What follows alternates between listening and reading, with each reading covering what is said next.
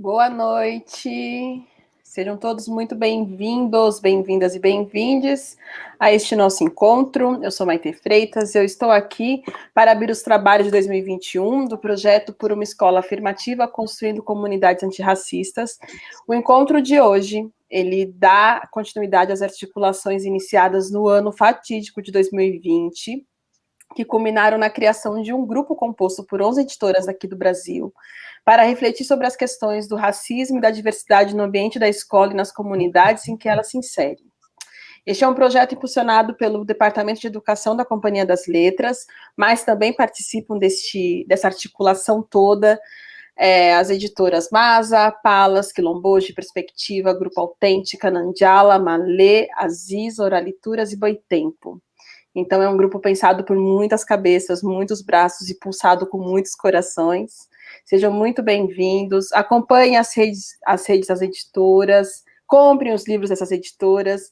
E também dá para assistir as lives que aconteceram no ano passado, no final do ano. Então, estão todas disponíveis aqui no canal do Letrinhas, então vocês podem ver. E para o encontro de hoje, abrindo os trabalhos desse 2021, que está sendo tão fatídico quanto 2020, mas a gente espera fazer um bom encontro, um encontro inspirador e transgressor e curativo também. Nós recebemos a professora Cíntia Cardoso e o professor Joel, mas antes, Joel Inglo, e antes de apresentá-los com as mini-bios, eu quero só dar uma aquecida assim, no interesse de todo mundo e dizer que vamos fazer sorteios de livros escolhidos por algum dos editores. Então, no chatzinho do YouTube vai aparecer um link, você clica nesse link, se cadastra e faz aquela fica até o final da live, e quem sabe você não recebe um combo de livros que dialogam com o tema de hoje. E o tema de hoje é um tema que a gente considera assim espinhoso, necessário a gente passar por ele e olhar para essa ferida, que são as relações étnico-raciais no ambiente escolar, branquitude. E para este encontro, nós temos aqui a professora Cíntia Cardoso, o professor Joel Windlow, e a professora Cíntia Cardoso é mestre em educação pela Universidade Federal do Paraná, atualmente é doutoranda pela mesma universidade, desenvolve pesquisas no campo da branquitude, educação com foco na infância. A Cíntia tem uma página no Instagram, que é @branquitude-e-infância.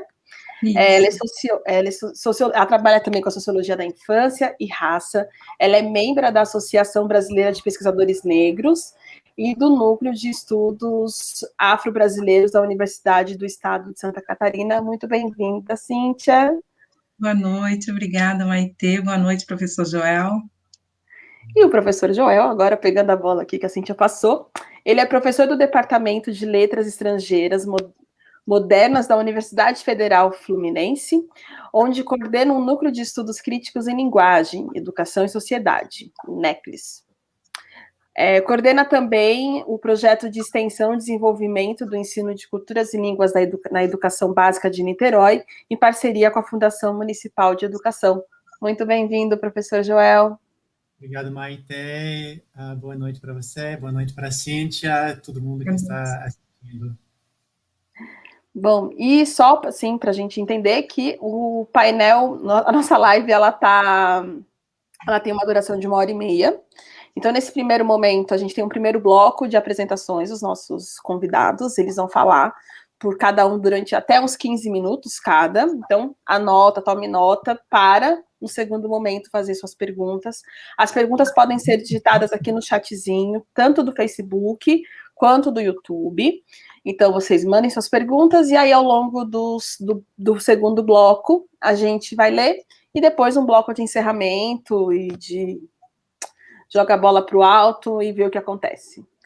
Então é isso. Eu vou conversar com o professor, vou começar com o professor Joel, porque ele tem uma apresentação em PPT, e aí em seguida a gente vem para a Cíntia, que não terá apresentação, e aí a gente vem para o bate-bola, tá bom?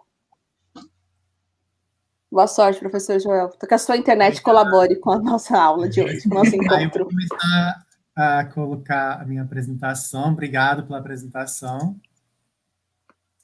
E É uma honra realmente participar desse evento. Considero que esse tipo de movimento é o que de fato faz a pressão na escola para reconhecer a racialização, né? E, portanto, estou muito feliz em estar aqui com vocês. A minha apresentação está na tela já, eu acredito. Vou explicar um pouco quem sou eu. Eu vim no Brasil em função do trabalho de Paulo Freire, que foi para a Austrália, que é a minha terra natal, em 74, e teve um impacto nas escolas alternativas da época. E uma das fotos, então, nesse primeiro slide, sou eu, junto com a Anita Freire, e com o Demande, que é um colega da África do Sul com quem eu trabalho há bastante tempo, e que é uma pessoa com quem consigo desenvolver um diálogo muito interessante em relação à raça, branquitude e negritude, porque ele é de um contexto que teve um regime formalmente racista, né, que é o apartheid, e Brasil, Austrália são países que não tiveram apartheid né, como sistema explícito, porém a gente pode ver processos, né, de racismo que são parecidos, né. As duas outras fotos são de um projeto no qual eu trabalho, né, aqui no Brasil, que é um projeto que a gente chama de Transperiferias, que busca focar nos contatos transnacionais, privilegiando as vozes e os territórios periféricos, visando a participação social.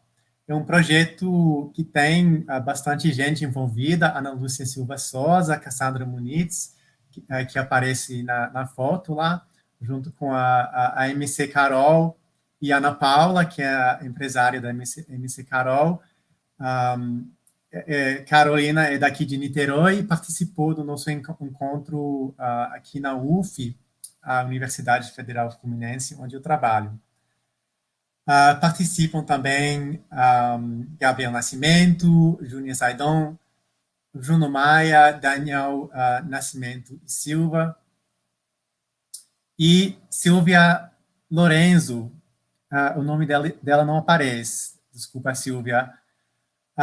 Nesse projeto também temos parceiros aqui no Rio, Rio On Watch, que é uma organização que publica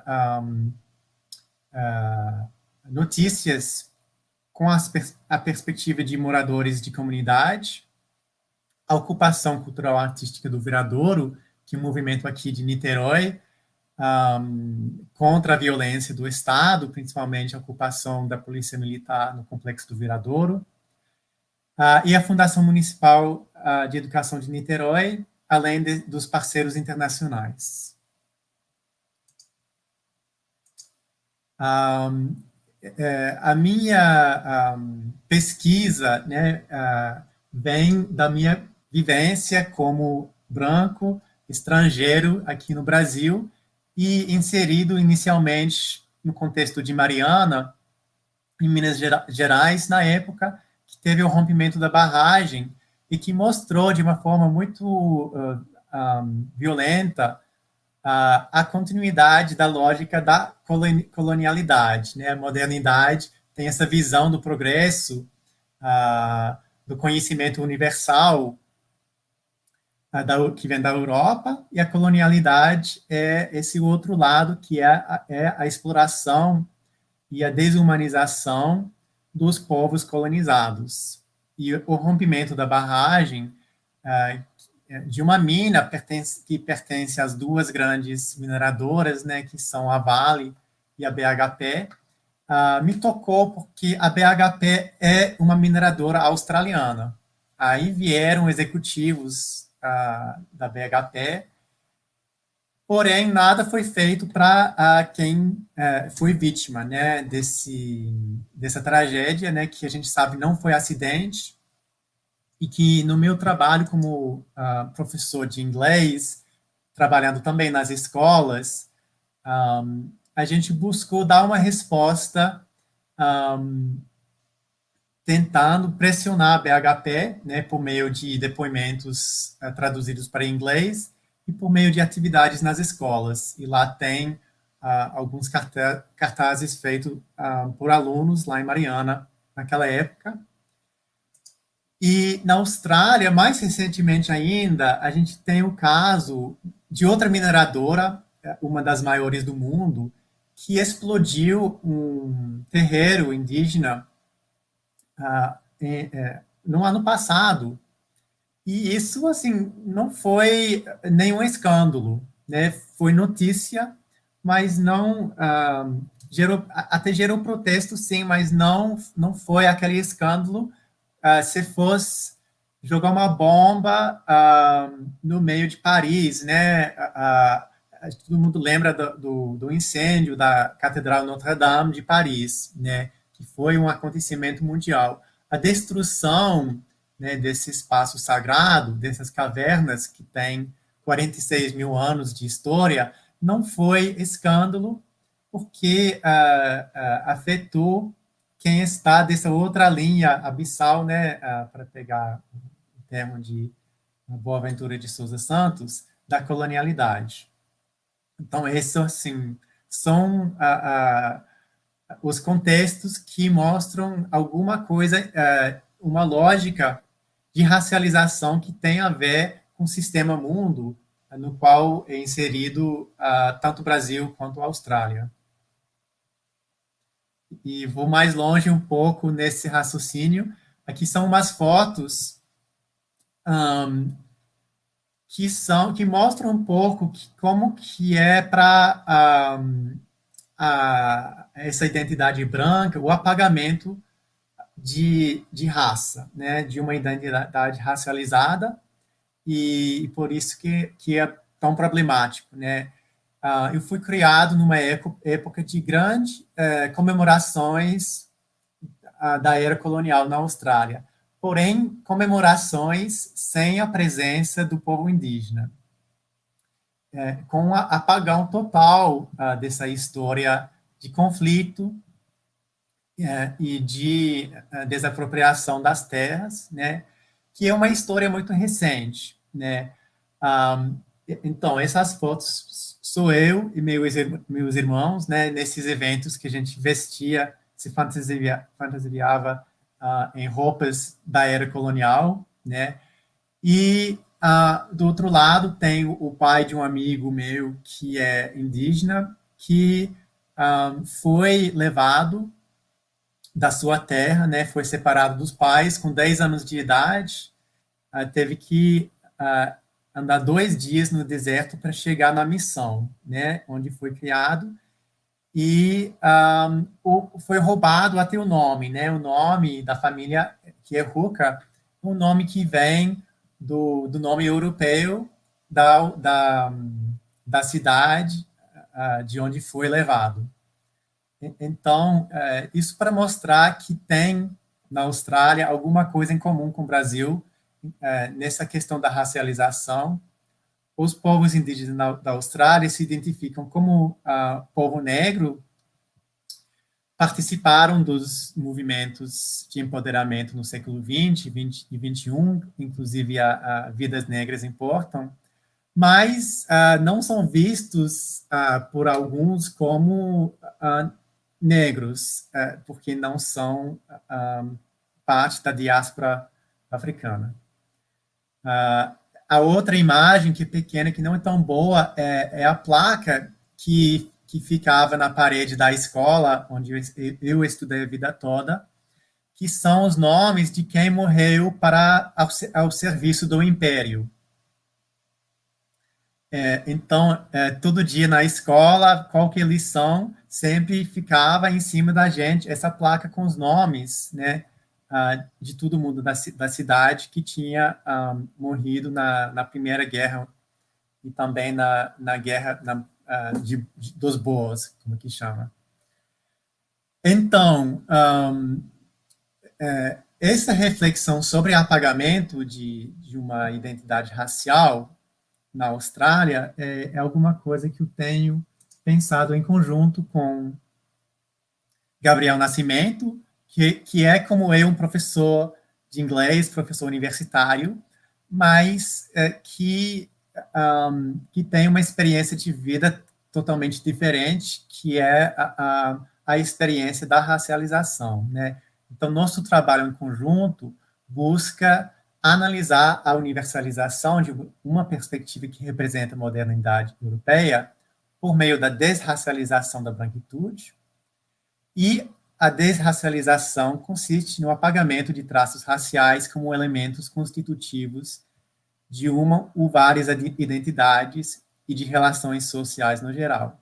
Ao contrário, a racialização consiste no uso de atributos raciais para explicar fatos, relações e identidades sociais, atribuindo sentido e valor a gestos, falas e pessoas.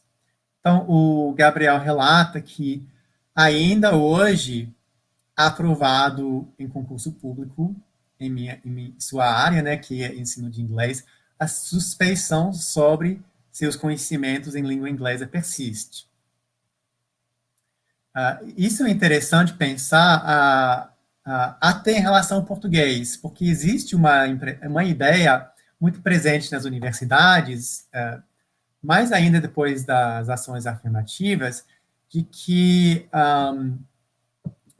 muitos brasileiros não sabem falar português. Não têm um português adequado, né? E não consigam acompanhar a escola porque não falam português. Então, é brutal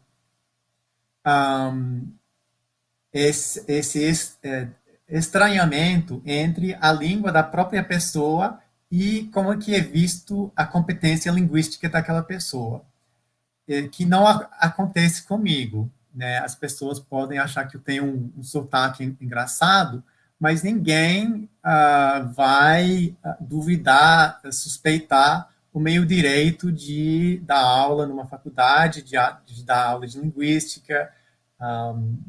Ninguém né, vai questionar a minha competência em português, embora eu tenha, claro, muitas falhas, né, em português por não ser a minha primeira língua, né, nem a segunda, nem a terceira. Então, entrando nesse contexto em Minas Gerais, em Mariana, trabalhando na Universidade Federal de Ouro Preto, que é uma cidade onde está presente no dia a dia também essa herança, né, arquitetônica e social da época do ciclo de ouro, né, e a exploração da mão de obra dos povos escravizados, tem essa ideia de que inglês não faz sentido, né, que inglês é para outras pessoas, inglês é para quem vai viajar, vai para Disney, o quer virar americano, né? Então tem essa alienação que é muito forte em relação ao inglês e que faz parte da propaganda de alguns cursos também, né? Essa associação entre inglês e uma identidade social elitizada. A gente vê isso também nas representações, né, nos livros didáticos, que privilegiam pessoas brancas em profissões elitizadas.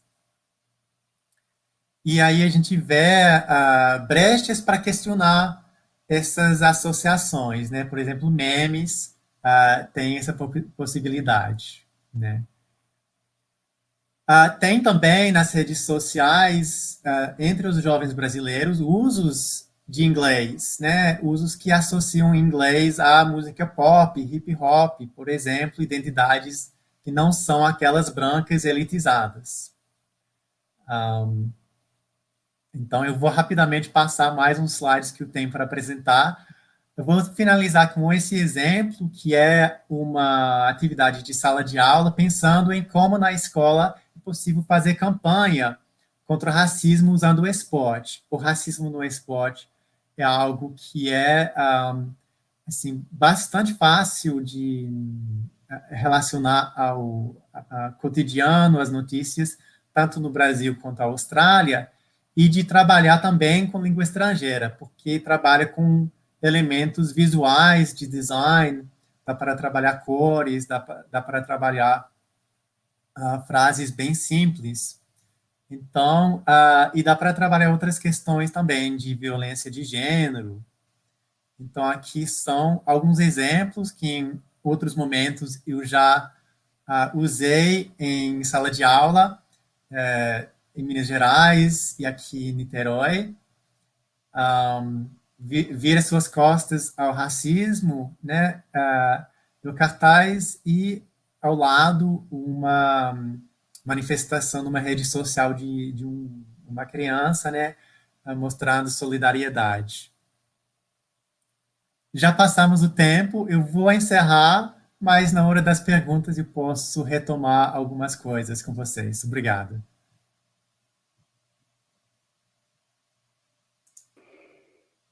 Não coube a minha tarefa de dizer, Joel, acabou. É muito difícil para me interromper, até porque eu sabia que você tinha outros exemplos, né? E esses exemplos, essas formas ilustradas de dizer como incorporar, né, esse discurso das redes sociais dentro da sala de aula. Eu sei que provavelmente vai ser uma questão que vai surgir aqui para a gente, porque tem vários professores dando boa noite, vários educadores dizendo, oi, sou da universidade, sou da escola estadual, sou do colégio tal. Então, você já trouxe alguns exemplos, eu sei que você tinha alguns outros, mas eu acho que ao longo do nosso encontro você pode retomar esses exemplos e falar um pouco mais. Obrigada. Antes de chamar a Cíntia, eu vou retomar aquela instigar todo mundo com o sorteio. Então, a gente vai mostrar as capas dos livros. Olha só, Racismo Sem Racistas, O Poder Negro, e um clássico já, Pequeno Manual Antirracista. Então, se inscrevam no sorteio, fiquem até o final e esperem ganhar esse combo de livros pensados pelos nossos editores. Cíntia, agora a palavra é com você, seja muito bem-vinda. Boa noite, Maitê. Boa noite, querida. Agradeço o convite de participar dessa ação, de participar desse diálogo, e como você falou, um diálogo para nos movimentar, tirar do lugar de naturalização e transgredir, né? Transgredir para uma outra constituição social sem as amarras do racismo. Então, o que eu trago hoje é um diálogo, um pouco daquilo que eu tenho pesquisado desde a minha pesquisa de mestrado, que analisou a branquitude no espaço da educação infantil, momento em que eu pude refletir também, a partir da minha experiência como professora, as maneiras como o racismo se reatualiza e se introduz no próprio espaço da educação. Então, o título desse diálogo, ele já é provocativo, porque ele já traz alguns caminhos para a gente pensar uma educação antirracista, e um deles é problematizar a questão da branquitude. Então, para a gente pensar a construção de comunidades afirmativas e, de fato, escolas antirracistas, e quando eu falo escolas, eu estou falando do sistema educacional, da educação infantil ao ensino superior, perpassa por a gente problematizar a questão racial na sociedade. O paradigma que nós temos chamado de civilização no Brasil tem sido a destruição da cultura negra, das culturas negras e indígenas. Então, não tem como a gente seguir ignorando todo o processo histórico e o que o mundo contemporâneo vem apontando. O racismo sedimenta, constitui a construção social do país e do mundo. Então, para a gente pensar uma escola antirracista, é inevitável a gente problematizar a branquitude, trazer o conceito de branquitude para dentro do debate, um debate que não é novo, esteve afastado e vem com toda a força agora, quando a academia também se apropria dessa discussão, para a gente pensar, então, numa possibilidade de uma reeducação étnico-racial, para as relações étnico-raciais, mas que fuja dessa armadilha de uma reeducação exclusiva do negro para o negro, deixando o grupo hegemônico confortável, sem passar por análise. Então, como a gente traz esse debate da branquitude, é importante a gente definir, e tem vários autores pensando sobre isso, são autores que me foram referência e continuam sendo referência para os meus estudos, a Maria Aparecida Bento, o Lourenço Cardoso, e a branquitude é um sistema de poder, um sistema de dominação racial. Para além da construção de significados sociais que detém privilégios, vantagens raciais para o grupo hegemônico, o grupo racial branco, esse sistema ele vai sendo, além de produzir, os sujeitos vão reproduzindo esse sistema. Então, a branquitude, ela se encontra no próprio âmago da política e das práticas educacionais. A branquitude está colocada nos espaços de educação, é uma prática reiterada e deliberadamente visível nas práticas pedagógicas, e essas instituições estão orientadas para o exercício da branquitude. Então, omitir o caráter racial e os privilégios cotidianos que advêm da própria reprodução desse sistema é continuar omitindo esse sistema racista vigente. Então, como que a gente vai pensar uma educação antirracista se a gente não problematizar uma questão que é hegemônica dentro do espaço da educação? Não basta só, e já é bastante, e é imprescindível a gente agregar conteúdos, trazer outras histórias para dentro dos espaços da educação, mas a gente precisa problematizar a hegemonia branca dos espaços institucionais. E como é que essa hegemonia se apresenta nos espaços das escolas, das instituições de educação infantil e na própria universidade? Ela se apresenta na forma com que coloca o currículo como um currículo único, uma história eurocêntrica que é reproduzida, ou seja, o que deveria ser um direito de todos, que a escola também é um lugar para saber de si, também um lugar para saber da sua história, do grupo que lhe constituiu, passa a ser uma vantagem, um privilégio racial.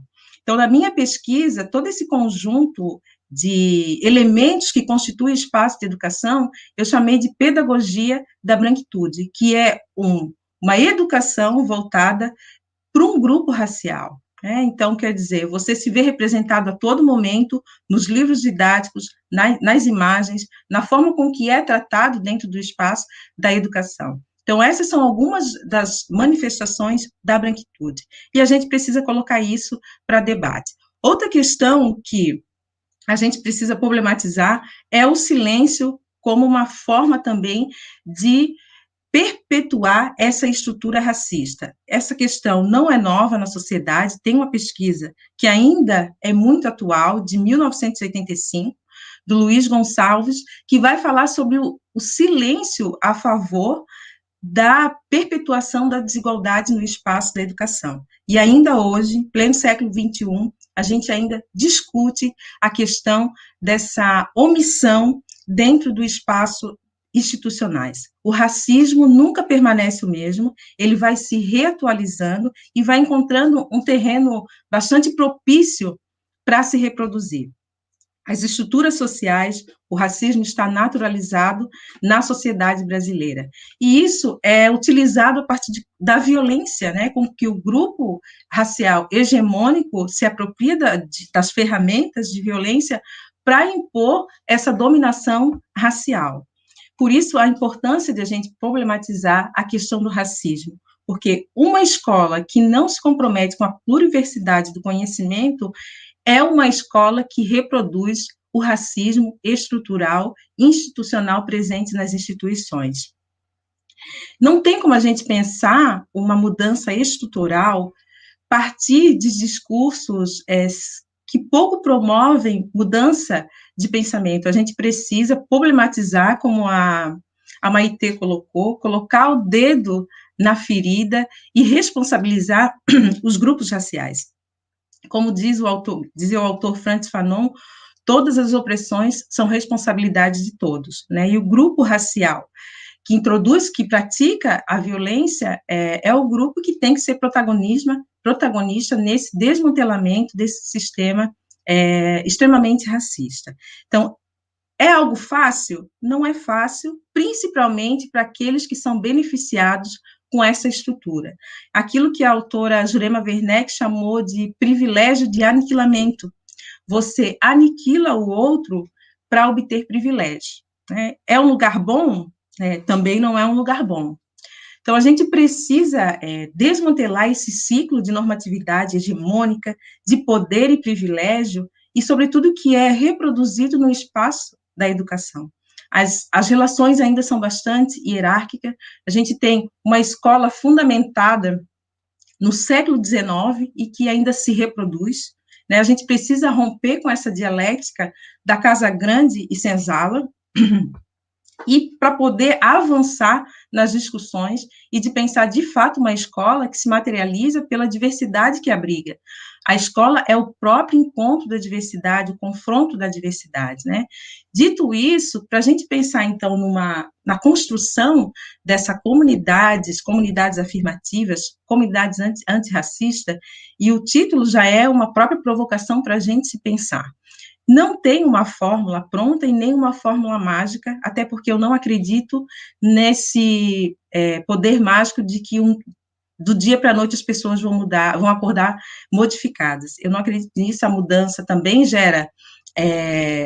tem que gerar desconforto, né? As pessoas precisam sair da zona de conforto e começar a desnaturalizar aquilo que está naturalizado, até porque o racismo ele é legitimado pelo Estado. E para pensar, quando as pessoas sempre me perguntam, Cíntia, o que a gente pode começar para pensar? Não tem uma fórmula, eu sempre digo, faça-se uma pergunta, quem é você para você mesmo e quem é você na luta antirracista? São perguntas que te fazem pensar e sair desse lugar de conforto. A gente precisa rasgar esse véu da branquitude. Está aí a pandemia, que ampliou as formas com que a gente está olhando para as desigualdades, o abismo que se encontra os grupos raciais. Né? Não tem volta, a gente precisa enfrentar a problemática, o racismo é concreto na sociedade, e a gente precisa reconhecer, pensando nos espaços de educação, que são espaços que reproduzem o racismo. O racismo está presente em todos os processos educacionais, e parar de alimentar nas práticas pedagógicas. Quando a gente invisibiliza toda essa produção do conhecimento da população, das populações negras, populações indígenas, a gente também está contribuindo, as pessoas também estão contribuindo para que o racismo se perpetue. Então, a gente precisa elevar a consciência crítica, né, se colocar nesse lugar de problematizar a si mesmo, para a gente poder avançar nessas discussões. Antirracismo não é frase de efeito, antirracismo é ação política. A gente precisa elevar a consciência crítica e tirar olhar para o mundo, né, e se ver em que lugar você se coloca no mundo, quem é você no mundo, né, e olhar para as laterais, né, o mundo não se resume ao tipo de vida que cada um tem, né, é uma coletividade. E, dito isso, a gente tem que pensar também, falando nesse epistemicídio, que é esse apagamento, a Sueli Carneiro fala disso, o apagamento do conhecimento produzido pela população negra. Eu fiquei pensando, né, o que o Brasil, com mais de 360 comunidades, povos indígenas, culturas negras, afro-brasileiras, o conhecimento produzido pelos quilombolas, o que é o Brasil em termos desse conhecimento, né? O que a gente faz com esse conhecimento? Em pleno século XXI, não tem mais como a gente seguir afirmando, com toda uma legislação explícita em âmbito nacional, municipal e federal, da importância da diversidade étnico-racial. Não tem como a gente seguir pensando ou fingindo não existir. A gente tem uma legislação, a gente tem uma vasta produção da população negra, da população indígena, sobre cultura, em todas as áreas do conhecimento, que nos indicam caminhos profícuos para a mudança. Quando a gente pensa nessa questão do apagamento, o genocídio da população negra, ele começa já na educação infantil. quando os sujeitos não se reconhecem em lugar nenhum nesses espaços de educação, quando o conhecimento é voltado para um único grupo étnico-racial, a matriz ainda continua sendo a matriz europeia, e o que a gente faz com todo esse conhecimento, com esse arcabouço teórico que existe de cultura, nos grupos, né, produzido pelos grupos raciais da sociedade brasileira. E é importante pensar, quando eu trago essa questão do genocídio, a Neuza Souza Santos tem um livro, deixou uma obra-prima para a gente, que é o Tornar-se Negro, e o quanto esse processo é violento, principalmente para as crianças, para os estudantes, né? Quando nesse espaço, parece que há um grito constante de que aquele espaço não te pertence, pela forma com que organiza, pela forma com que produz o conhecimento, né? Uma questão que a gente precisa pensar: a população, o grupo racial branco nunca precisou de uma lei para legitimar a existência do seu povo e o conhecimento produzido. E mesmo assim, nem com a força da lei, a gente consegue introduzir a contribuição, a constituição, a população negra, a contribuição da população negra e indígena para a constituição desse país. Frantz Fanon vai falar que a luta antirracista, ela é boa para todos. A luta antirracista é boa para o branco também, porque ele passa a se humanizar. Porque Frantz Fanon vai dizer que só desumaniza aquele que foi desumanizado. Então, a gente só tem ganhos com a diversidade, né? Com o outro, abrir-se para o outro, esse lugar de escuta e de aprendizagem. Então, para transformar essa escola antirracista, a gente vai precisar dar muitos passos ainda, principalmente nesse momento que a gente tem um imenso retrocesso, mas a diversidade não tem volta. O sujeito da diversidade vão continuar requerendo o seu direito de se verem reconhecidos, de se verem representados, de reconhecerem, de saberem de si pela história, pela escola, e também a história que os constituiu, né? A história da população negra não começa no processo de escravização, né? A história da África não começa no processo de escravização. A colonização, a colonialidade, o eurocentrismo é que apagaram, né, a grandeza que é a grandeza de produção de conhecimento que nós temos nas populações negras e indígenas. Quando as pessoas me perguntam também sobre essa questão do enfrentamento ao racismo, eu sempre digo que o enfrentamento do racismo, ele está nas minúcias do nosso cotidiano. Tudo que a gente faz, ou que a gente faz um dia parece ser pouco, mas a gente só está aqui hoje discutindo relações raciais e branquitude pelo acúmulo, por todos aqueles que nos antecederam. Então, aquilo que a gente faz pode parecer pequeno num dia, mas se juntando a muitas outras pessoas também que fazem, ele tem um resultado muito grande. Não há tempo, não há dia, nem horário, nem hora marcada. Qualquer tempo é tempo de começar. Então, a gente precisa romper com tudo que está colocado, se apresentar de outra forma no mundo, né? A gente está em pleno momento de um colapso civilizatório imenso, e tem uma autora que fala que o futuro é ancestral, e, de fato, eu acredito que o futuro ancestral a gente vai ter que voltar a olhar para nós mesmos. Nós temos uma produção vasta de conhecimento da população indígena que estão muito distante desse polo de destruição que tem sido, né, nos últimos anos o país e o mundo, né? O racismo é um problema concreto, como eu já falei, e cada um vai enfrentar, vai lutar com aquilo que tem, né, com as ferramentas que tem no seu cotidiano, que tem no seu dia a dia. O que não dá é para se omitir ou simplesmente se isentar da discussão. E tem essa questão que algumas pessoas falam: eu não tenho formação para trabalhar as questões raciais. É recorrente essa afirmação, que eu não tenho formação para trabalhar as questões raciais, eu tenho medo. Gente, a gente precisa sair dessa culpa imobilizadora e assumir a responsabilidade, né? Não tem formação, seja você o seu polo de formação. A gente tem muitos espaços que podem contribuir para essa formação das pessoas brancas, né? As pessoas brancas são as pessoas que ocupam os lugares de poder, que têm maiores acesso à produção do conhecimento e aos recursos que podem contribuir para a própria reeducação, para a sua própria reeducação. O que precisa, quando as pessoas falam, a gente tem medo de tocar em algumas questões.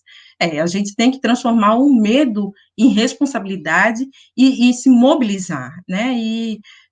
Medo não é a ausência de coragem, mas sim o triunfo sobre ele, já falava, Nelson Mandela já falava sobre isso, não é a ausência de coragem, é o triunfo sobre ele. E como eu falei, antirracismo é prática, então a coragem deve ser a primeira virtude política. Não tem como a gente sair dessa questão, não tem como a gente avançar se a gente não colocar o dedo na ferida, se a gente não colocar as vantagens e os privilégios raciais para a discussão, né? Então, eu sempre digo, o que a gente precisa para avançar sobre isso? Eu sempre digo coragem, porque é uma ação política, e uma dose de rebeldia para não se adaptar a esse mundo excludente, homofóbico, racista, sexista, e nós temos inúmeras outras questões que a gente precisa colocar para debate. É um começo quando a gente começa a trazer esse debate a público, né, embora nessa situação, mas é importante que a gente traga isso e que a gente cada vez mais discuta sobre isso, os dados estão aí, não tem como a gente negar, se a gente olhar para esse momento de pandemia, quem são os mais atingidos, quem são os que menos recebem vacina, quem são aqueles que estavam na linha da pobreza e agora estão na linha da miséria, né? É a população negra, é a população indígena, então a gente tem muita coisa para discutir quando se trata de opressão, de racismo estrutural, e mais ainda quando se trata do espaço da escola, né? A escola é lugar de utopia, de sonho, né? E quando essa estrutura é reproduzida nesses espaços, é aquilo que eu falei, um primeiro movimento do genocídio da população negra, desde a tenridade, né? Era um pouco isso que eu queria compartilhar com vocês, é isso que eu tenho pesquisado, olhar para a infância para compreender a sociedade. Os estudos sobre a infância ainda ocupam um lugar bastante marginal nas ciências sociais, mas a gente não pode esquecer que a infância é estrutural, o sujeito sai da infância, mas a infância continua como estrutura, e as crianças ajudam a construir a história, e a gente pode entender a história também pelas crianças, né? Então, a importância da gente olhar para os espaços da educação, desde a tenridade, a gente tem pesquisas já comprovando quanto o racismo é efetivo para as crianças, para bebês negros, desde a primeiríssima infância, e não tem mais como a gente fechar os olhos para isso, ou simplesmente não problematizar e não nomear, achando que não nomeando evita conflitos. Não.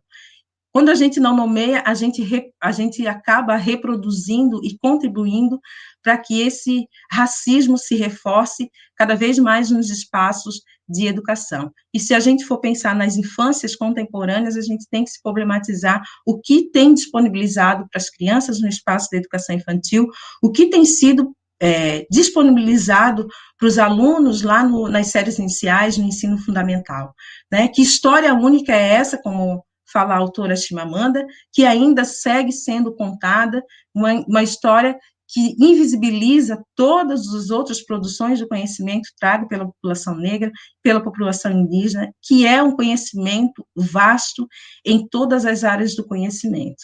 Então, se o que falta é coragem, então a gente precisa ter coragem e assumir essa coragem como parte, né, dessa ação, a coragem como essa primeira virtude de uma ação política. É isso que eu tenho para contribuir para vocês, eu fico aberta agora para o debate, para que possa trocar mais algumas ideias, responder algumas perguntas.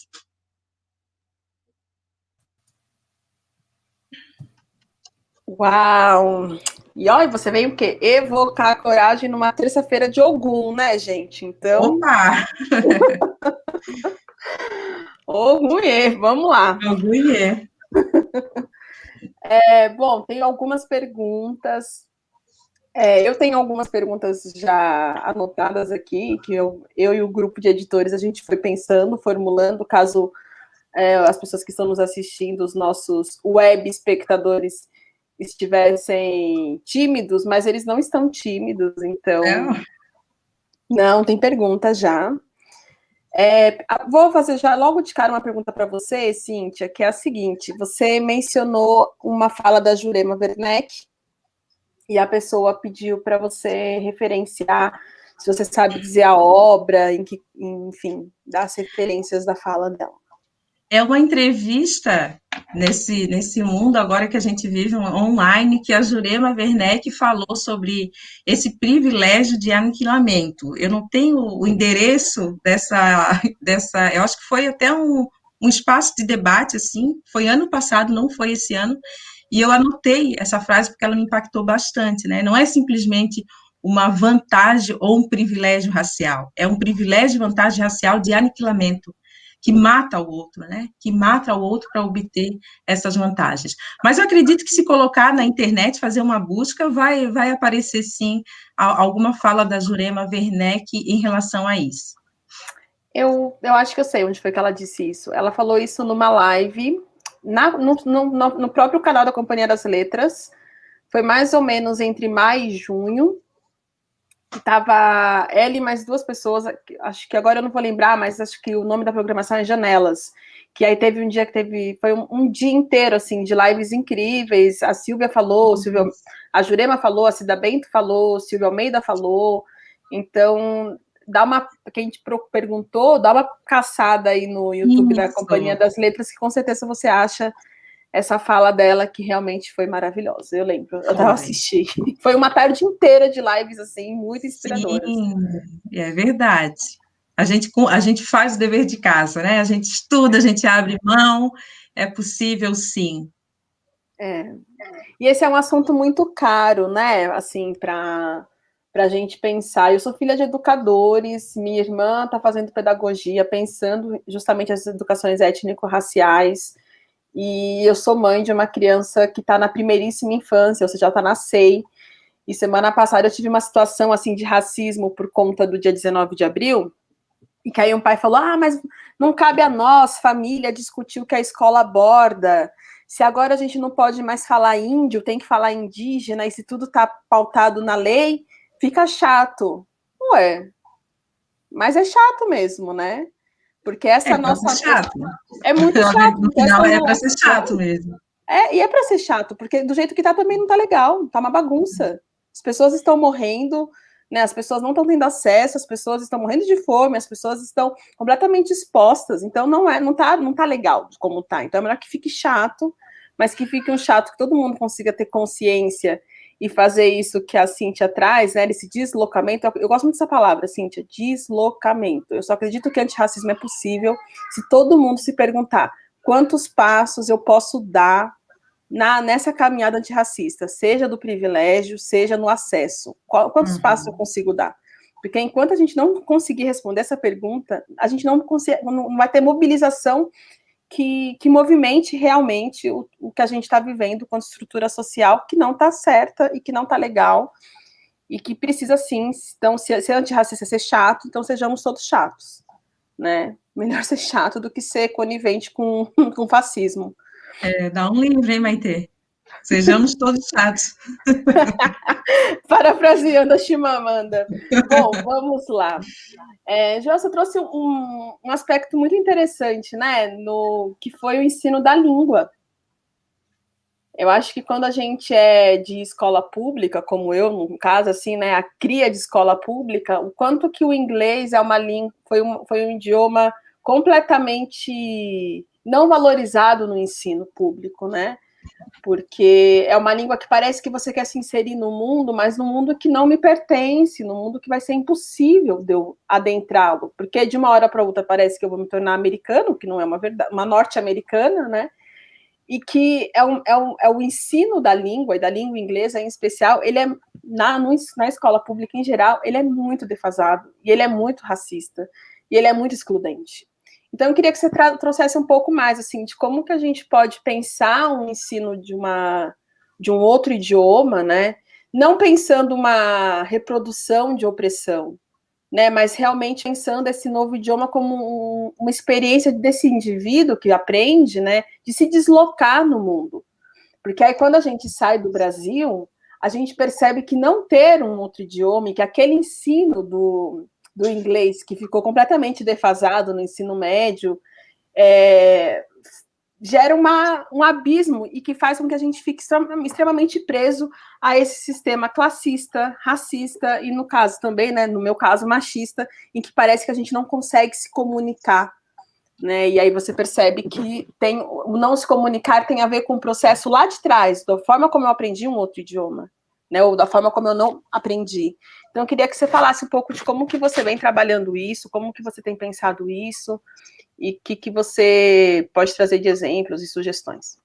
Sim, eu acho que primeiro é reconhecer que o Brasil é um país plurilingüe, né, e que os povos do Brasil falam e historicamente falaram muitas línguas, né, e ao mesmo tempo a gente tem dentro das línguas nomeadas, português e inglês, a gente tem vários registros, a gente tem várias formas de se expressar e que essas formas de se expressar têm vínculo com a identidade, né, com a construção da pessoa e, portanto, é importante que o inglês sirva, né, para se afirmar, né, como é o nome desse conjunto de lives, a afirmação e para reivindicação também, né?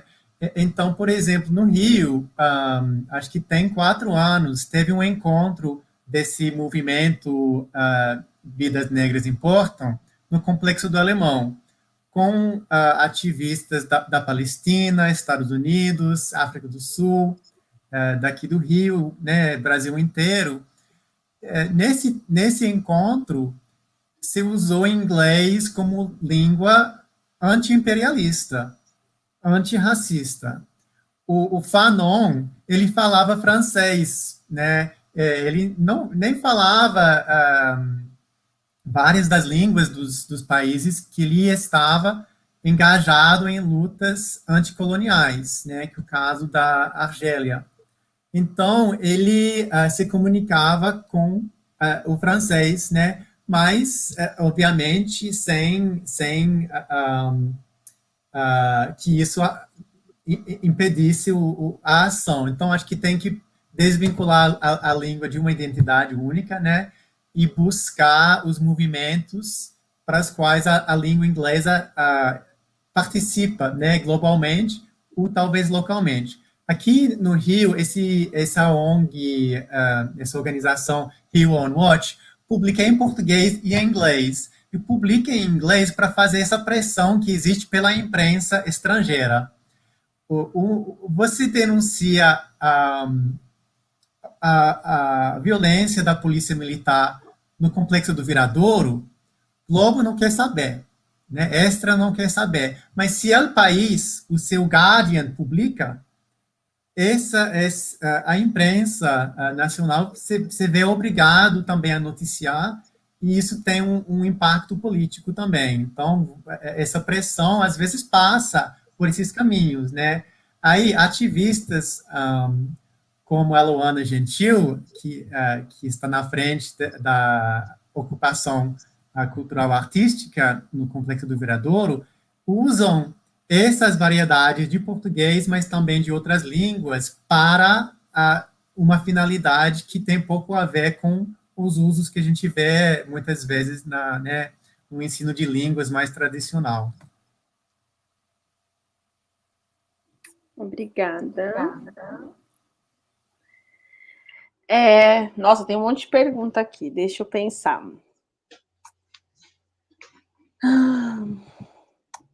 Cíntia, vamos pensar um caminho de instrumentalização para práticas pedagógicas antirracistas, né?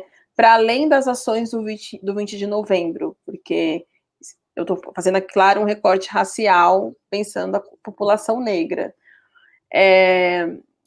Como que a gente pode construir um caminho pedagógico antirracista que permeie o ano inteiro?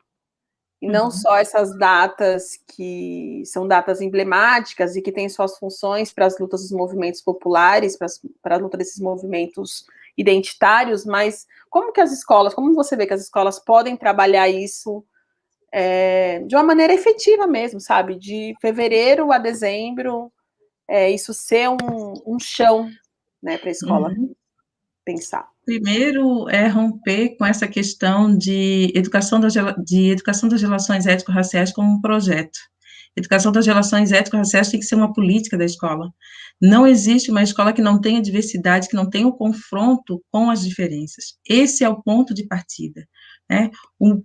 A educação das relações étnico-raciais como política das escolas. Não se trata de trabalhar em momentos específicos, é de equalizar aquilo que a gente oportuniza para as crianças, para os estudantes. Você vai contar uma história que representa uma representatividade do grupo racial branco, você vai equalizar e vai trazer outras histórias, não somente daquele grupo.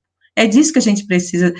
Quando a gente fala que a gente precisa tornar o espaço da educação um espaço mais diverso, não é para dizer que a gente vai tornar agora a produção da África, somente a produção da África, o centro do conhecimento. Não é sobre isso. É para a gente equalizar numa escola que caibam todos os centros do conhecimento, africana, indígena, europeu. Eu sempre digo que a perspectiva, a cosmovisão, a visão de mundo que a população negra e indígena quer é um mundo que caibam todos, que não fique ninguém para trás. A gente não está aqui pensando numa política de revanche, não é isso. Tanto que tudo que a gente pensa, vamos pensar nas políticas de ações afirmativas, não ficou ninguém para trás. A população negra, branca e pobre das escolas públicas também vieram nessa luta, né? Então é isso, é transformar a ERE, né, a Educação das Relações Étnico-Raciais, como uma política da escola. Nós já temos uma produção vasta que dá conta de nos assessorar nesse processo. Obrigada. Joe, uma pergunta, assim, por que há dificuldade do sujeito não negro e não indígena, né, desse sujeito que é um sujeito tido como hegemônico, ou seja, eu estou falando do sujeito branco, né, de se reconhecer dentro da branquitude, né, porque às vezes quando a gente fala a palavra branquitude, parece que, mas a pessoa que não é o não negro, não indígena, mas não é, calma, né? Não necessariamente é pessoalizada a discussão, mas por que há tanta dificuldade, né, de tornar essa palavra, o debate sobre branquitude um debate vivo e ativo na comunidade de pensamento mesmo, né? Liga o microfone, João. Tem uma ideia de que quem é branco não tem raça, né? E essa ideia também é vinculado à ideologia de democracia racial, né? De que no Brasil é todo mundo misturado, todo mundo igual, todo mundo se trata bem. Muitas pessoas me dizem isso, né? Né? Quem vem de fora recebe essas visões nacionalistas do Brasil, a explicação como que é o Brasil. E quem vem de fora, às vezes, também pensa isso, né? Eu tenho parente que chegou no Brasil, acho um país super integrado, né, racialmente, porque você tem a proximidade física, mas é uma proximidade, muitas vezes, de uma relação hierárquica, né, de empregado, ou empregada e empregador, né, às vezes, de professor-aluno também, né, mas eu acho que isso é um impedimento. Outro impedimento é a falta de contato em outros momentos e não ser essa hierarquia. Por exemplo, a classe média alta, a elite, não tem contato com pessoas que não são brancas, muito menos na escola. A escola brasileira é quase tão segregada quanto a escola de Chicago da década de 60. Porque você tem um sistema municipal, né, que até em Copacabana, 80% dos alunos são negros. E no bairro, 80% da população é branca. Então, você vê que tem uma segregação que existe na escola e que vai promover nas escolas particulares, que quase não tem aluno negro, um sentimento que não tem a ver com a gente, né? Então, acho que isso é um fator que pesa no Brasil, em outros espaços também, né? E eu acho que essa ideia vai mudando à medida que tem uma pressão, né? Essa pressão a gente vê até o Joe Biden nos Estados Unidos, um presidente do Partido Democrata, que é um partido historicamente muito racista, falando de supremacia branca. Então, esse reconhecimento da branquitude em si já é alguma coisa que vai mudando com o tempo, né? Eu acho que essa racialização é produto da luta do movimento negro e acho que vai ainda mudar bastante. Obrigada. Ó, tem as perguntas que eu tinha colocado e tem as perguntas que as pessoas estão enviando. Eu vou intercalando para ser democrática e não ficar tão, né, no ego em si mesmada aqui. Então, as instituições escolares que trabalham a temática afro-brasileira e africana ainda são poucas. O que fazer para mudar esse quadro em nível nacional? É uma pergunta do George. Eu acho que eu gostaria que vocês dois respondessem essa pergunta, assim, porque eu acho que vocês estão falando de dois lugares muito distintos, mas que vale a pena a gente ouvi-los. Olha, esse é um debate para a gente sair do lugar, né? Então, eu diria que a gente tem que romper com o trânsito colonial. A gente tem uma sequência, né? Uma história que ainda não foi interrompida. Né? O que tem possibilitado de a gente trazer aquilo que eu apontei, a produção do conhecimento de mais de 365 comunidades indígenas, de povos indígenas, produção cultural afro-brasileira por esse Brasil, essa interculturalidade presente no Brasil. Tem uma imensidão, como eu já citei, de material produzido por esses grupos, e eles ainda estão do lado de fora das instituições. E não é por falta de lei, por falta de legislação, ou de material que dê um apoio nessa reeducação, né, porque é um processo de reeducação. Então, o que eu digo é ir nas escolas, né, questionar as escolas, por que não tem conteúdo, por que não tem outras histórias contadas, o que o filho tem aprendido na escola, a gente precisa também cutucar, provocar essas instituições, que são instituições que acabam reproduzindo a lógica do Estado, né? São instituições complementares, que têm a responsabilidade na educação dos alunos, das crianças, então a gente precisa começar também a usar esse lugar de cidadania e questionar o que os filhos têm aprendido, o que tem disponibilizado enquanto experiência educativa. Ninguém perde com a diversidade. Quem que perde com a diversidade? Ninguém perde com a diversidade. Acho que, antes de passar a palavra, Joel, você é da universidade, né? E a universidade também é um ambiente que corrobora muito com esse racismo. Esse racismo, esse epistemicídio que a Cíndia trouxe na primeira fala dela. Então, como que vocês estão trabalhando isso? Porque a Lei 10.639, a 11.645, não é uma lei só para o ensino médio, o ensino infantil, né?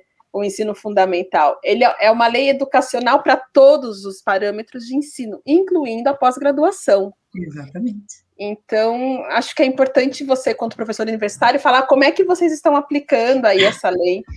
E nesse momento, eu me torno a pessoa mais legalista do planeta. Assim, eu viro a defensora da lei, quando o assunto é educação étnico-racial. No plano formal, existe, né, o movimento de revisar as emendas das disciplinas, né, para incluir o tratamento da diversidade, né, mas eu acho que não tem um movimento muito forte, pelo menos onde eu trabalho. o movimento que o mais, assim, tenho participado é, com as minhas turmas, buscar esse diálogo com grupos que são de movimentos sociais locais e internacionais, né, pensando na língua inglesa, e a gente conseguiu introduzir, pela primeira vez esse ano, uma política de ações afirmativas para ingresso no nosso mestrado, que agora tem 50% de vagas para alunos negros, que é igual o que tem para graduação, e que poucos cursos de pós-graduação têm. Muitas vezes é 10%, 15%, 20%. Né? A média na UF, acho que 25% de alunos negros nos cursos de pós-graduação. Então, ainda é pouco. Mas o corpo docente é muito menos diversificado ainda. E a UF e as outras federais não têm respeitado a lei de cotas na contratação. Tem instituições, quando você contrata 40 professores de uma vez, você consegue aplicar. Quando você contrata um professor a cada vez, você consegue evitar as ações afirmativas. Né? Isso faz com que as universidades não tenham praticado efetivamente na contratação as ações afirmativas. E eu acho que isso é um grande prejuízo que a gente sofre, e eu diria que isso pesa na escola, porque a escola sofre a pressão de cima para baixo. Então, o currículo universitário vai influenciar bastante o currículo do ensino médio, o ensino fundamental. Isso passa também pelas provas.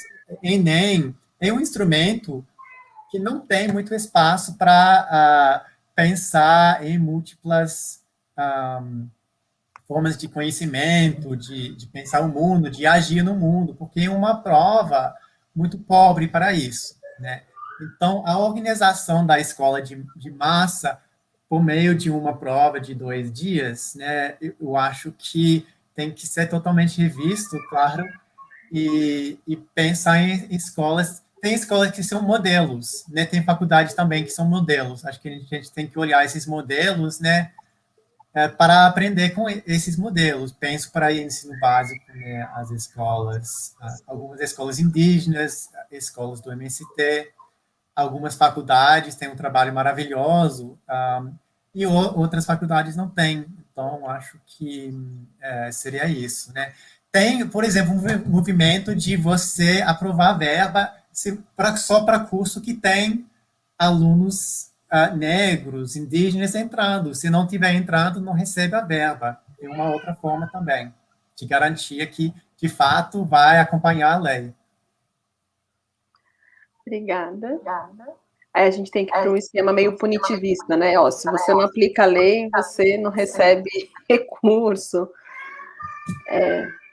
O caminho do conhecimento realmente o caminho da conscientização, né? Então, Cintia, uma pergunta. Você que tem lá a sua página Branquitude e Infância. O que está faltando para a construção identitária de crianças? A pergunta está assim, crianças negras na educação infantil. Mas eu vou ampliar um pouquinho. O que está faltando para a construção identitária de crianças brancas e também das crianças negras, das crianças indígenas, das crianças que são latinas, enfim, na educação infantil? Como que você está vendo isso? Na verdade, quando a gente até já falou um pouco disso, né, aqui, que a produção do conhecimento, a gente não pode falar que tem falta de produção do conhecimento, que falta esse conhecimento estar à disposição, chegar até as crianças, sejam elas negras, indígenas, brancas ou de qualquer outro pertencimento étnico. É isso que falta, né? É a criança ter acesso a saber de si pelo próprio espaço da educação. Eu ouvi uma frase, não vou lembrar agora quem que falou, que nós precisamos salvar as crianças antes de chegar na escola, e que me deixou muito entristecida. O quanto esse espaço, que é um espaço de conhecimento, de liberdade, se torna violento para alguns grupos na sociedade.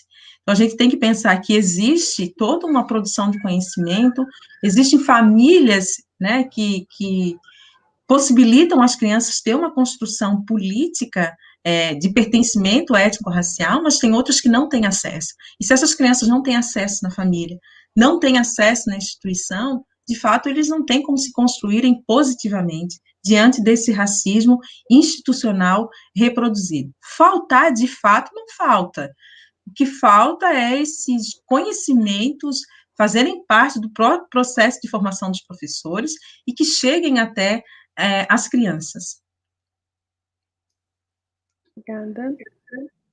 E também a família pode, né, ser caminho para essa chegada desses conhecimentos, desses conteúdos.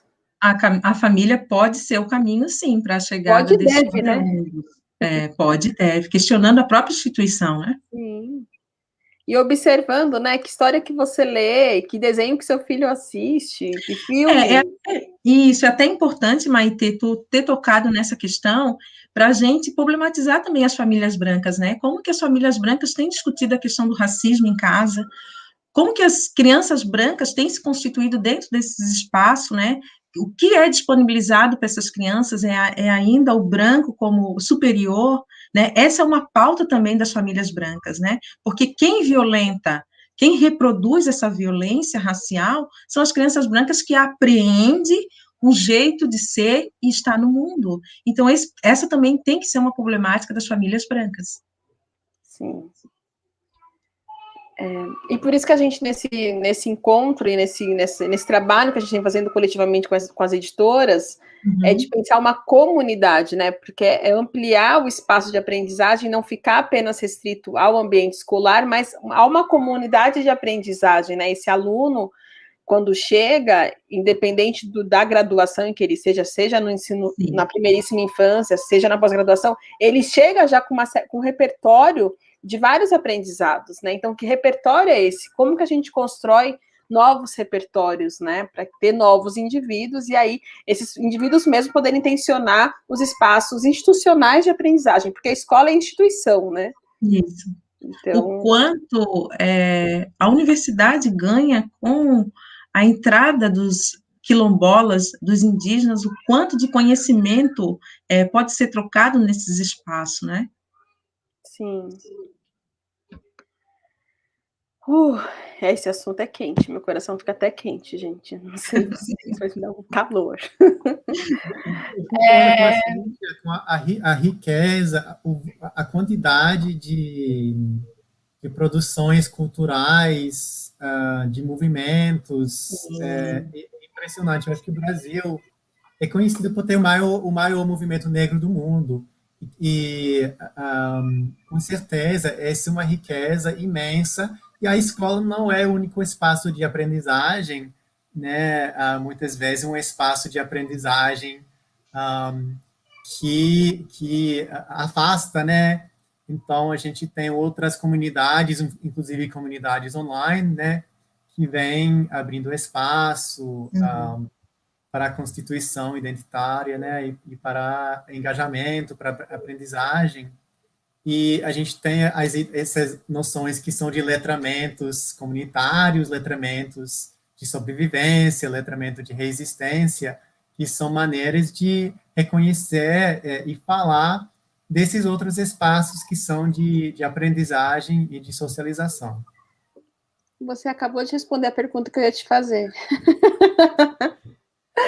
Que era justamente uma pergunta, se eu não me engano, da Esmeralda Ribeiro, do Quilomboje, em que ela fala sobre essa comunidade afirmativa pensando o mundo, né? Então, acho que a sua pergunta, de alguma forma, você já traz isso, mas se você quiser pensar, a responder a partir desse recorte, né, de como que é importante, não é a gente está falando de uma comunidade afirmativa apenas para o Brasil, né? A gente está falando para o mundo. Então, se você pudesse se colocar nesse lugar como um homem que está em trânsito, que está aqui. Eu acho que uma pergunta muito interessante, e o movimento Vidas Negras Importam, que é transnacional, traz algumas dessas tensões, né? Eu mencionei na Austrália, os povos indígenas se identificam como negros, né? Porém, são diferentes, têm experiências diferentes de racismo, tem uma história distinta de racismo na Austrália para os povos indígenas em relação aos Estados Unidos, né? Brasil também tem diferenças. Então, esse movimento tem uma força global, tem articulações locais e globais, mas tem algumas tensões também, tem um risco ainda de apagamentos também com esse tipo de circulação, e o risco também de ficar só a lema, né?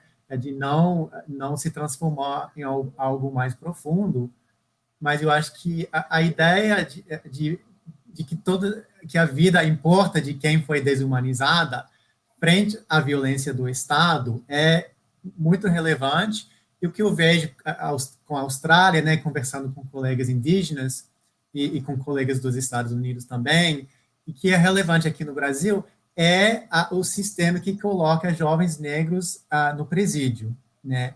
O sistema carcerário é outro espaço institucional super importante nas estruturas do racismo.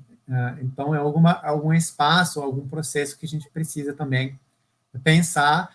Na Austrália, o estado que tem a maior população indígena, 100% dos menores encarcerados são indígenas. 100%. E a população indígena é de 5% no estado. Obrigada.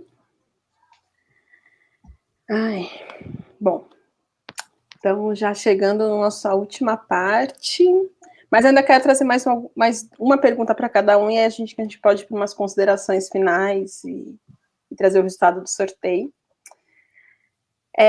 Cíntia. Bom, acho que a gente já falou quase tudo aqui. Agora é mais quase falar arroz e feijão, a receita, sabe? Do arroz e feijão. Vamos ver. Ai, gente, que difícil. Vou fazer essa pergunta para os dois. Por que é importante a gente ter uma educação, um letramento racial? Por que é importante isso? O letramento racial é que tem determinados conceitos que vêm à tona e são facilmente apropriados pela população e reproduzidos, né? O letramento racial, e tem autoras como Aparecida trabalhando brilhantemente aqui no Brasil, ele é todo um conjunto de práticas que vai levar ao letramento, porque também o letramento, por letramento sem comprometimento, ele também não leva a lugar algum, né? Então, é um conceito que tem sido bastante divulgado, bastante trabalhado, mas ele tem que ser visto com responsabilidade, né? Com toda a sua profundidade, né? É aquela proposta de narrativas autobiográficas em que você vai dialogar com os teus pares, e daí nessa diversidade, seja negros, brancos ou indígenas, e que tu possa refletir a partir da tua própria história e com a história dos outros para poder avançar, né? Não é só você se apropriar de um vocabulário antirracista, né? É que de fato isso faça alguma diferença, né? E a importância de fato, essa reconstrução, reeducação, é para que a gente não continue perpetuando essa educação que a gente chega na contemporaneidade tendo que debater sobre o racismo, né? A gente está num colapso civilizatório, a gente vai ter que construir, não digo nem reconstruir, né? A gente vai ter que construir novas maneiras de se relacionar sem os efeitos nocivos do racismo. Eu acho que é importante, porque é o eixo que organiza as desigualdades sociais de forma muito contundente no Brasil, né, e no mundo, né, pela colonialidade, né, pegando essa visão muito macro, né. Então me parece que racismo é produto do capitalismo na fase de expansão imperial, né, e que quem quer lutar contra a opressão, né, quem tem essa visão de conscientização, né, que letramento racial surge também dessa ideia de conscientização, quem busca a justiça social tem que entrar na luta antirracista. Obrigada. Tem uma pergunta que eu não sei se eu não entendi, eu vou fazer como ela está aqui, como foi escrita, e aí, se a gente não entender, a gente não responde. Que é assim, não há registros de violência racial que ocorrem entre os estudantes da educação básica. Os casos que são denunciados nas universidades têm um final justo?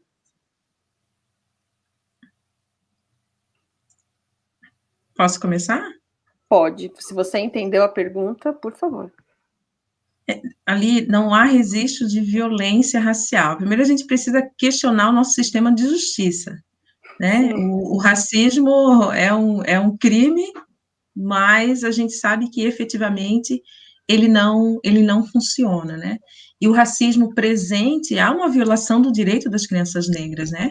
Se a gente pensar no Estatuto da Criança e do Adolescente, quantos artigos do Estatuto da Criança e do Adolescente estão sendo infringidos quando a gente pensa as crianças negras e indígenas? Mas há uma naturalização de que o racismo está presente na sociedade, né, mas as pessoas não nomeiam isso, né, e que a gente sabe que há violência racial dentro dos espaços de educação, há sim, mas a gente precisa desnaturalizar e pensar nesse sistema de justiça falho, né, que quando é crime o racismo contra pessoas negras ou indígenas, ele não é cumprido, a lei não é cumprida de fato, né, e os casos que são denunciados nas universidades seguem a mesma lógica, vai para a injúria racial, e depois os tantos de casos que nós vimos, né, da própria justiça, né, como a gente observou ano passado. Então, é que não há, de fato, uma justiça para a questão do racismo, né? Uma justiça efetiva. A gente tem uma legislação, mas a gente não tem uma justiça efetiva. Eu acho que o sistema não pode depender de denúncias individuais, porque tem que ter uma ação proativa, né, contra o racismo que a gente sabe que existe. E a denúncia individual é muito frágil, porque a pessoa que faz a denúncia, muitas vezes, vai sofrer mais ainda por essa ação, né? Como acontece com denúncias de violência sexual, ou qualquer denúncia individual dentro de uma instituição grande, né? As instituições grandes não gostam de receber denúncia, né? Então, cabe uma política que vai buscar educar, né, e eliminar, denunciar o que é racismo, né, porque muitas pessoas acreditam que não existe, né, tem essa ideia muito famosa que o Brasil é o país racista sem pessoas racistas, né, então isso ainda, eu acho que ainda está muito presente e portanto, certamente nas instituições tem muito caminho para fazer e a pressão vem de fora delas, né? Porque quem está dentro, como o Cíntia colocou, não tem tanto interesse quanto quem, né, gostaria de entrar. Olha, tem várias pessoas comentando aqui, dizendo, né, do quanto que a escola, o ambiente escolar é negligente, e aí essa negligência é uma negligência que reflete a sociedade, né, quando o assunto é racismo, quando o assunto é também violência de gênero.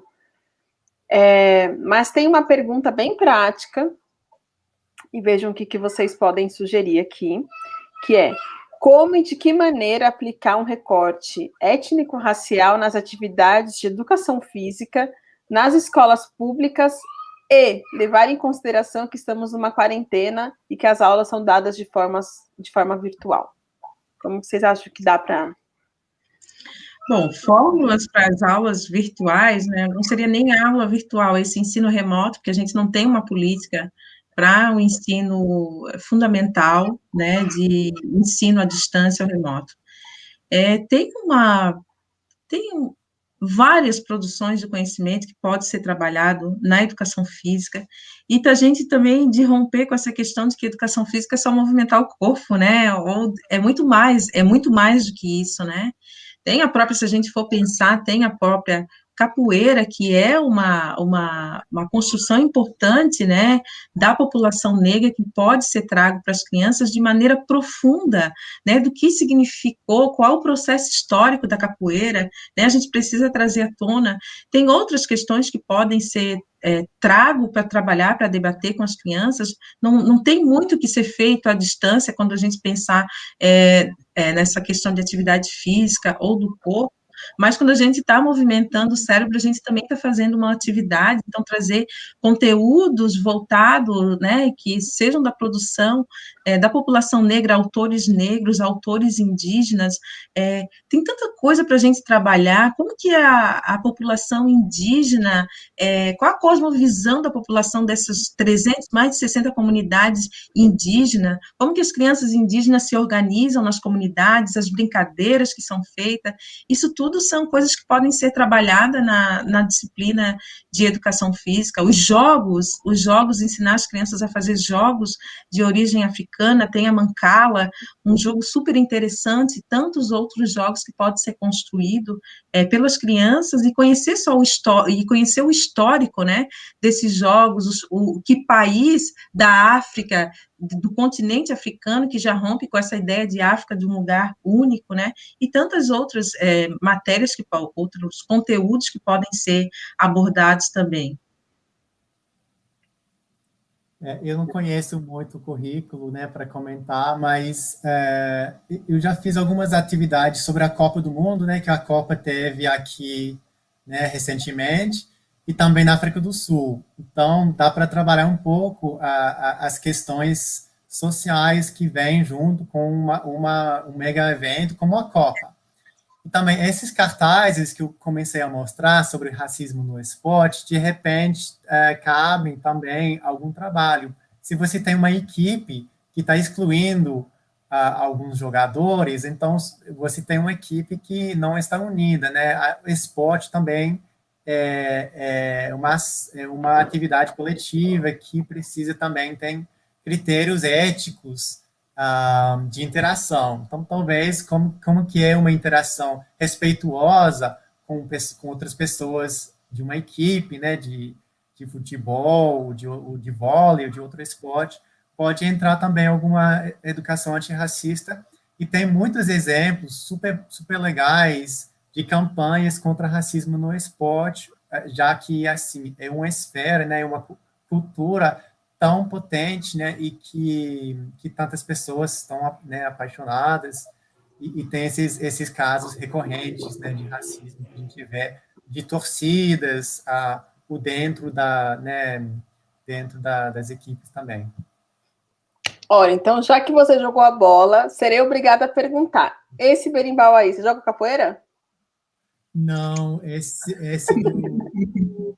outra pessoa que toca, eu não toco, não vou poder encerrar hoje tocando, desculpa. Essa pergunta já apareceu aqui umas 3 vezes, eu falei, não vou fazer, mas como você trouxe práticas, esportes, acho que agora é a hora de perguntar. Bom, vou ficar devendo. Tá, tudo bem, deixa para uma próxima, você tem um tempinho para aprender. Com a pandemia, quem sabe, né? A gente tem 3 minutos para encerrar. Tem uma pergunta aqui sobre privilégios, né? De que dificuldade é essa? Eu entendo como uma dificuldade da branquitude se deslocar dos privilégios. O que está em jogo, né? Quando a gente começa a questionar esse espaço de poder que a branquitude vem ocupando, o que está em jogo? Que privilégios são esses que está na hora da gente de abrir mão e compartilhar esses espaços todos? Você quer falar sobre começar, Júlia? A gente vai ter que falar mais 10 minutinhos, pessoal da técnica, só para a gente poder responder essa pergunta e encerrar com qualidade, pode ser? Eu acho que você tem que estar disposto a incomodar os outros e a quebrar a solidariedade da branquitude. Eu acho que é isso. O que está em jogo é a própria defesa dos privilégios e se manter no poder, né? É isso que está em jogo, e é isso que a branquitude não quer abrir mão. simples, sucintos, como um coquetel Molotov. Então é isso. Eu quero agradecer aqui a confiança do coletivo de editoras em me dar essa oportunidade de abrir os caminhos. Cíntia, Joel, muito obrigada. Obrigada, Companhia das Letras, Masa, Palas, Autêntica, Nandiala, Malê, Boitempo, Perspectiva, Aziza, Oralituras e todas as pessoas que estiveram conosco, nos assistindo. Passo a palavra para vocês trazerem as considerações finais e depois eu volto para trazer o resultado do sorteio. Obrigado, Maite. Obrigado, Cíntia, a todos que assistiram e todos que organizaram esse evento. E os livros, né, que estão associados são maravilhosos. É uma riqueza sem fim. Quem está buscando ideias pode olhar também em outros espaços promovidos por esse projeto, inclusive da Cíntia. Então, eu também agradeço, Joel, partilhar essa discussão, agradeço a Maite e toda a equipe envolvida nesse debate tão importante. Quero agradecer as pessoas queridas também que estão aqui, as muitas professoras que eu conheço da minha cidade, colegas que estão todas aqui presentes, nesse momento tão difícil de ser professor nessa sociedade, né, que os desafios são cada vez mais imensos com esse desmantelamento da educação. Então, quero agradecer e parabenizar pelo projeto, né, por essa dinâmica de trazer questões tão caras para o debate público, né, que envolve as pessoas, que as pessoas têm a possibilidade de participar como um espaço também de reeducação.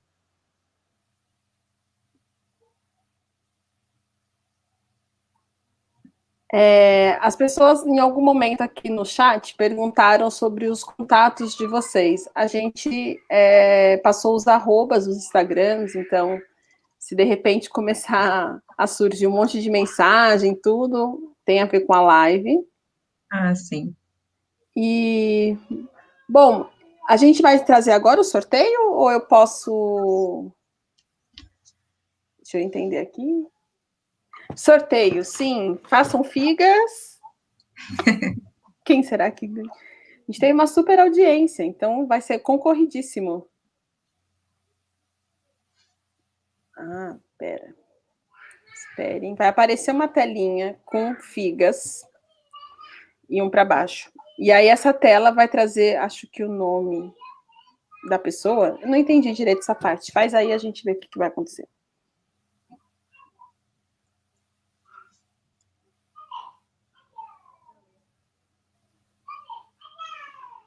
Já temos. Ganhadora 1. Tem 2 pessoas. Agora que eu vi.